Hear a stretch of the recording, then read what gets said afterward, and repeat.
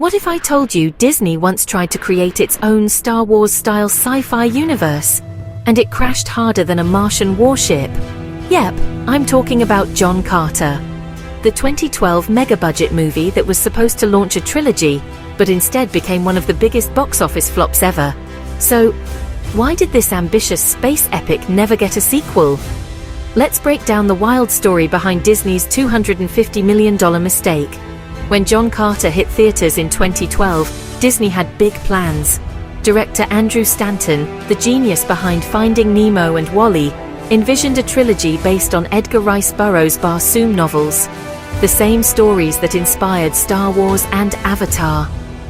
The idea: a sweeping sci-fi adventure filled with alien kingdoms, deadly arenas, and a human hero from Earth saving a dying planet. Disney saw John Carter as the next massive franchise. But, instead of launching a universe, it launched a disaster. Let's talk numbers, because this is where things went nuclear.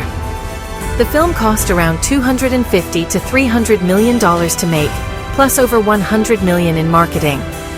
To break even, it needed to make at least $600 million worldwide. But guess what? It barely pulled in $284 million.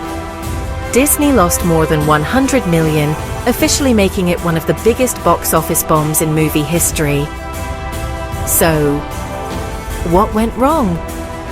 Well, part of the problem was the marketing. It was confusing, bland, and didn't tell audiences what the movie was even about. The original title was John Carter of Mars, but Disney dropped the of Mars part because they thought it might scare off female audiences. Big mistake. The result was a title that sounded more like a guy from accounting than a space hero. To make things worse, John Carter hit theaters at the wrong time.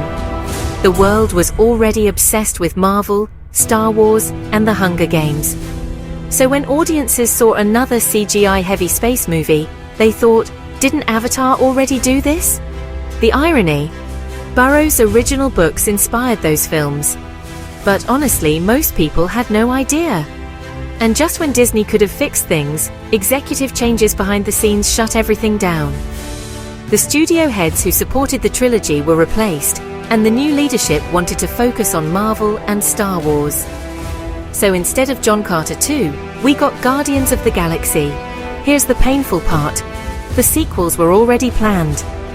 The second movie, Gods of Mars, would have taken John Carter to a forbidden Martian underworld ruled by false gods. Dark, mysterious, and epic.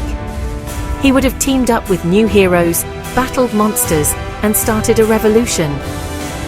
Then the third film, Warlord of Mars, was meant to be the grand finale. A planet-wide war for freedom and the ultimate showdown with the godlike Therns. Andrew Stanton described it as his return of the king: massive battles, romance, betrayal, and the uniting of all Martian tribes. But before cameras could roll, Disney cancelled it all and let the rights to the story revert to the Burroughs estate. In the end, John Carter wasn't a bad movie, just a victim of bad marketing, bad timing, and a studio that lost faith too soon. It could have been Disney's next epic universe, but instead, it became a $250 million what if. So what do you think? Should Disney give John Carter another chance in the age of streaming and CGI perfection? Let me know in the comments, and don't forget to like, subscribe, and hit that bell for more deep dives into Hollywood's biggest hits and misses. Our world is dying. Fate has brought you here, John.